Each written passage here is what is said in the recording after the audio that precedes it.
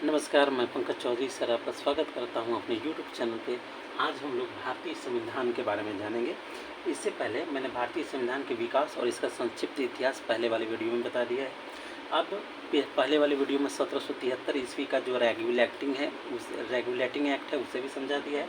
आज हम लोग समझेंगे एक्ट ऑफ सेटलमेंट 1781 ईस्वी में ना, एक्ट ऑफ सेटलमेंट 1781 ईस्वी को समझेंगे। ठीक है, इसके द्वारा क्या किया गया कि रेगुलेटिंग एक्ट की कमियों को दूर करने के लिए इस एक्ट के तहत प्रावधान किया गया। इसमें क्या किया गया? रेगुलेटिंग एक्ट की कमियों को दूर करने का प्रयास किया गया। इसके अलावा हम यहाँ पे देखते हैं कि इस एक्ट के अनुसार कोलकाता की सरकार को बंगाल, बिहार, उड़ीसा के लिए विधि बनाने का अधिकार प्रदान किया गया। और यहाँ पे कोलकाता सरकार जो थी, बंगाल, बिहार, उड़ीसा, ठीक ना, बंगाल, बिहार, उड़ीसा के लिए विधि बना सकती थी, के लिए विधि बना सकती थी। तो ये कुछ दो ही प्रावधान है कि 1781 के तहत जो एक्ट ऑफ सेटलमेंट था उस समय रेगुलेटिंग एक्ट की कमियों को दूर करने का प्रयास किया गया और कलकत्ता सरकार बंगाल, बिहार, उड़ीसा के लिए विधि बना सकती थी। दो महत्वपूर्ण चीज़ें हैं। चलिए, इसके बाद हम लोग देखेंगे 1784 ईस्वी का पिट्स इंडिया एक्ट, ठीक ना। 1784 का पिट्स इंडिया एक्ट, 84 ईस्वी का पिट्स इंडिया एक्ट। एक्ट का मतलब अधिनियम होता है, ठीक ना। इसमें देखते हैं तो इसमें पिट्स इंडिया एक्ट में इस एक्ट के द्वारा दोहरे प्रशासन का प्रारंभ हुआ, ठीक ना। इसकी मुख्य विशेषताएं क्या है? दोहरा प्रशासन प्रारंभ होता है आपको 1784 का पिट्स इंडिया एक्ट के द्वारा दोहरा प्रशासन शुरू होता है, जिसमें एक है बोर्ड ऑफ डायरेक्टर। पहला कौन है? Board of directors. ये जो है व्यापारिक मामले, ये सिर्फ व्यापारिक मामले से संबंधित था, ठीक ना। दूसरा आपको है board of controller. Board of controller, ये जो बोर्ड ऑफ कंट्रोलर था ये राजनीतिक मामलों के लिए, ये राजनीतिक मामलों हेतु था। देखिए, किसी भी प्रावधान में एक एक चीज़ों को, विशेषताओं को तोड़कर पढ़िए, तब हमेशा वो दिमाग में, ज़हन में बैठ जाएगा, ठीक ना। ये चीज़ अब है। अगला है 1793 का चार्टर अधिनियम। अगला है 1793 ईस्वी का चार्टर अधिनियम। इसके तहत क्या हुआ कि इसके द्वारा नियंत्रण बोर्ड के सदस्य और कर्मचारियों का वेतन आदि को भारतीय राजस्व से देने की व्यवस्था हुआ। इसके तहत सबसे इम्पोर्टेंट बात ये हुई कि नियंत्रण बोर्ड, ये दोनों जो नियंत्रक बोर्ड है, नियंत्रक बोर्ड के सदस्यों, अध्यक्षों सबका वेतन भत्ता भारतीय राजस्व से ही दिया जाएगा। इसके लिए ब्रिटेन की सरकार को देनी चाहिए थी या ईस्ट इंडिया कंपनी को अलग से देनी चाहिए थी, अपने मुनाफे में से देनी चाहिए थी, लेकिन नहीं दिया। पूरी तरह से हर मामले में हर वेतन भत्ता, टीए, डीए जो भी है सब भारतीय राजस्व में ही लाभ दिया, सारा का सारा। चलिए, इसके बाद हम लोग देखेंगे 1813 ईस्वी का चार्टर अधिनियम, ठीक ना। हम्म, इसके बाद देखेंगे 1813 ईस्वी का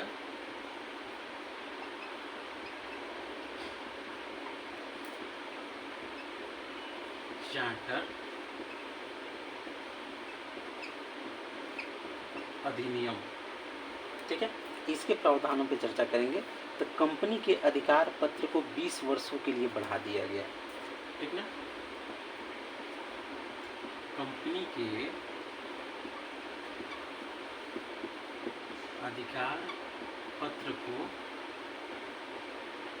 20 वर्षों के लिए बढ़ाया गया। इसके अलावा दूसरे अन्य प्रावधानों में कंपनी के भारत के साथ व्यापार करने का अधिकार छीन लिया गया। ठीक ना, ये कंपनी का व्यापारिक एकाधिकार छीना, लेकिन ठीक ना, ये जो है चीन के साथ व्यापार और पूर्वी देशों के साथ चाय के साथ व्यापार के संबंध में 20 वर्षों के लिए एकाधिकार प्राप्त रहा। लेकिन चीन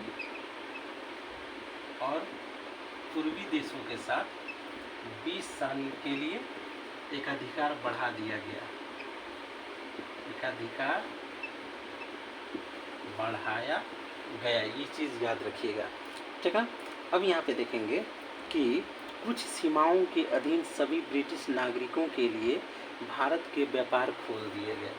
इसमें कुछ सीमाओं के साथ ब्रिटिश नागरिक भी भारत के साथ ट्रेड कर सकता है, लेकिन कुछ इसमें शर्तें लगा दी गई थी।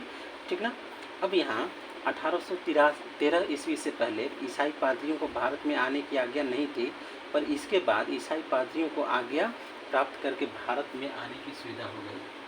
यानी ईसाई मिशनरियों का आगमन प्रारंभ, इसको आज्ञा मिला कि आप जाइए भारत में अपना जो है धर्म परिवर्तन जो भी है इसमें कराइए। चलिए, अब अगला हमारा एक्ट है 1833 का एक्ट है। ठीक ना,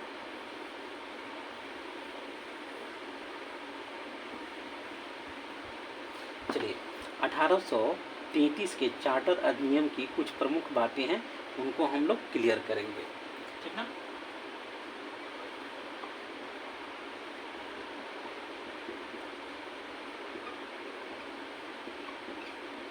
अधिनियम। ठीक है, तो 1833 के अधिनियम के तहत इसके द्वारा कंपनी के व्यापारिक अधिकार पूर्णतः समाप्त। ठीक ना,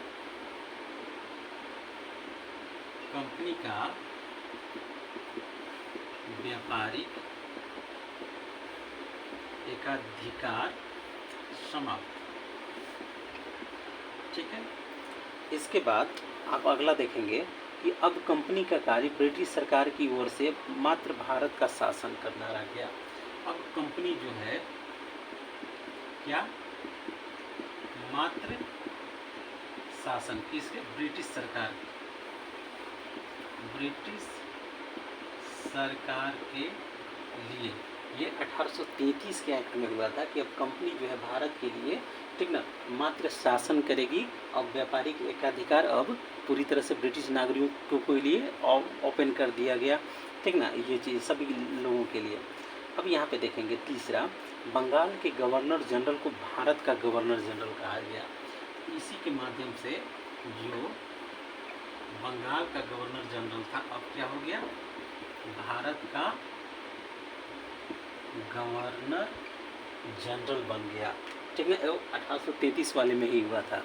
ये एक प्रावधान याद रखिएगा, ये अक्सर एग्जाम में आते हैं कि किस प्रावधान में भारत बंगाल के गवर्नर जनरल को भारत का बना दिया, तो 1833 वाले में। ठीक ना, अब यहाँ पे अगला है कि बम्बई तथा मद्रास की परिषदों की विधि निर्माण शक्तियों को वापस ले लिया गया। और विधि निर्माण शक्ति, ठीक ना, बम्बई प्लस मद्रास से विधि निर्माण जो पावर है वो वापस ले लिया गया। ठीक ना। ये चीज़ें कोलकाता के अधीन कर दिया गया, एक तरह से आप समझ लीजिए। अब यहाँ एक और चीज़ें हैं कि विधि परामर्श हेतु गवर्नर जनरल की परिषद में विधि सदस्य चौथे सदस्य के रूप में शामिल किया गया। ठीक है, यहाँ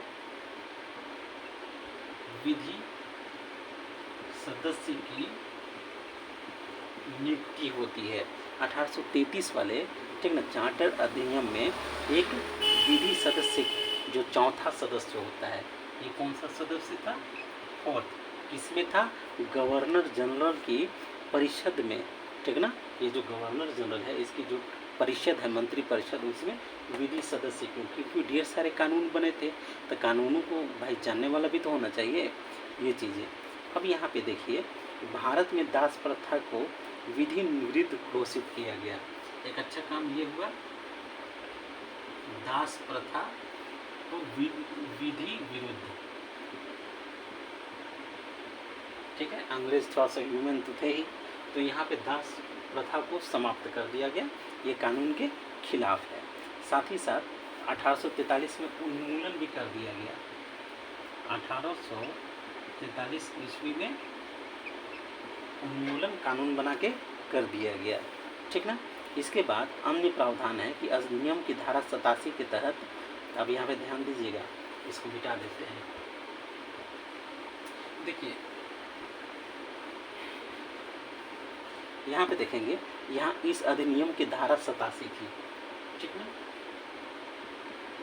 धारा 87 के तहत, ठीक ना, अंग्रेजी सरकार जो है, ठीक है, कंपनी के अधीन पद धारण के लिए, किसके लिए? कंपनी के अधीन पद धारण हेतु, ठीक ना, जन्म स्थान, वंश, लिंग, जाति, धर्म, पंथ, ठीक ना, इन सभी के आधार, वंश या रंग के आधार पर कोई रोक नहीं लगाएगी। देखिए कितनी इम्पोर्टेंट है। अंग्रेज़ों ने ये अच्छी तरह से समझ लिया, क्योंकि वो सभी को इंसान ही मानते थे, ठीक ना, जो कि वेस्टर्न में क्लास होता है, ठीक ना, lower class, upper class, middle class, higher class, इस तरह से क्लास होता है। लेकिन भारत या हिंदुस्तान ही एक पूरे विश्व में ऐसा देश है जहाँ पर लोगों को कास्ट में बांटा जाता है, तो कास्ट पद्धति में विश्वास नहीं करते थे। उन्होंने साफ कर दिया कि जो भी, सोचो 1833 ईस्वी में कहा धारा 87 के माध्यम से कि जो भी कंपनी के अधीन पद धारण करने वाला होगा, माने नौकरी सबको मिलेगी।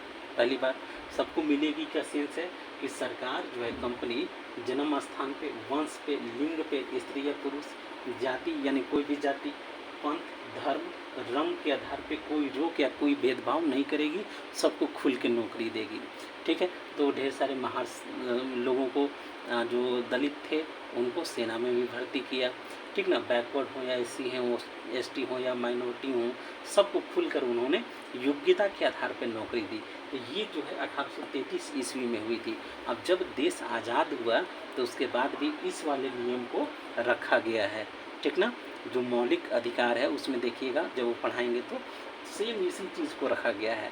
तो जितने भी, जब हम चार्टर का अध्ययन करते हैं तो उसको थोड़ा सा कोरिलेट करके रखें कि कौन सा, जैसे पीछे अभी तुरंत बताए थे विधि सदस्य, तो विधि सदस्य आज भी भारत में है। जैसे अटॉर्नी जनरल होता है, महान्यायवादी होता है भारतीय संविधान के अनुच्छेद 76 के तहत। तो महान्यायवादी क्या है? भारत सरकार का वकील है, ठीक ना, वो भारत सरकार का वकील है, जितने भी केस होते हैं वो लड़ता है, ठीक ना। और कानून मंत्री भी होते हैं, ठीक ना, ये चीज़ें। तो जितने भी चार्टर एक्ट बने हैं उनके सभी प्रावधान आज भी अधिकांश लागू हैं, ठीक ना। यह एक क्रमबद्ध विकास हुआ है भारतीय संविधान का। तो वो जो पुरानी चीज़ें हैं जो इस देश के लिए अच्छा है, इस देश के लोगों के लिए अच्छा है, उसे बनाए रखा भी गया है, ठीक ना। चलिए अगला हम लोग देखेंगे कि गवर्नर जनरल की परिषद को राजस्व के संबंध में पूर्ण अधिकार प्रदान करते हुए गवर्नर जनरल को संपूर्ण देश के लिए एक बजट तैयार करने का अधिकार दे दिया गया। अब 1833 के तहत ही बजट तैयार कौन करेगा? गवर्नर जनरल और कार्यकारी परिषद।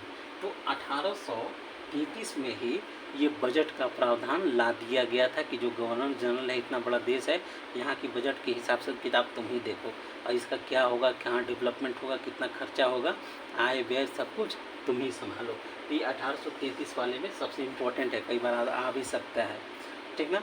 अब यहाँ पे आगे देखेंगे कि भारतीय कानूनों का वर्गीकरण किया गया तथा इस कार्य के लिए विधि आयोग की नियुक्ति।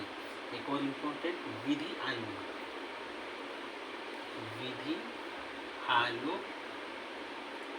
नियुक्त हुआ। क्यों? क्योंकि भारतीय कानूनों का वर्गीकरण, जितने भी है कानूनों का वर्गीकरण हेतु, ठीक ना, भारतीय कानून कौन कौन से हैं, यहाँ की सामाजिक प्रथाएं क्या हैं, ठीक ना, सांस्कृतिक नियम कायदे क्या हैं, उसी हिसाब से एक विधि आयोग की नियुक्ति हो गई ताकि यहाँ के हिसाब से, यहाँ की परिस्थितियों के हिसाब से सामाजिक आर्थिक जितने भी मैटर हैं उसके आधार पे एक कानूनों का संग्रह बनाया जाए।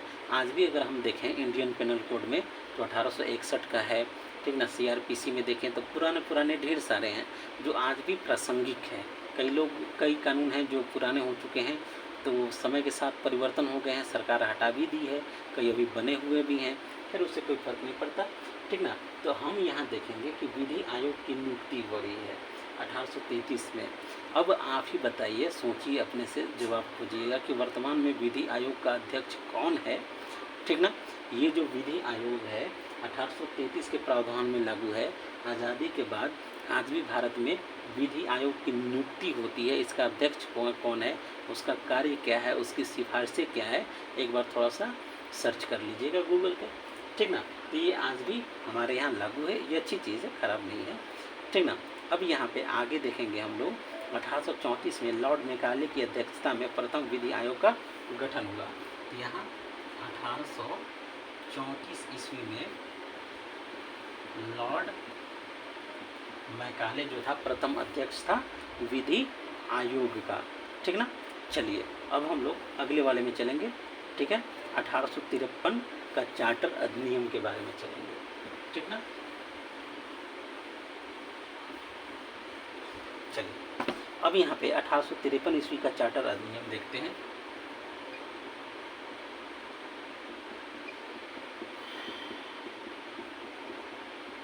चार्टर एक्ट देखते हैं, इसके प्रमुख प्रावधानों को देखेंगे, ठीक ना। तो इस अधिनियम की प्रमुख विशेषताएं हैं कि इस अधिनियम के द्वारा सेवाओं में नामजदगी का सिद्धांत समाप्त कर कंपनी के महत्वपूर्ण पदों को प्रतियोगी परीक्षाओं के आधार पर भरना। तो यहाँ पे क्या होगा, प्रतियोगिता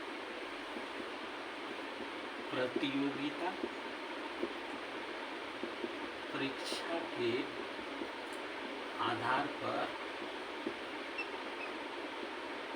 नियुक्ति होगी, ठीक ना।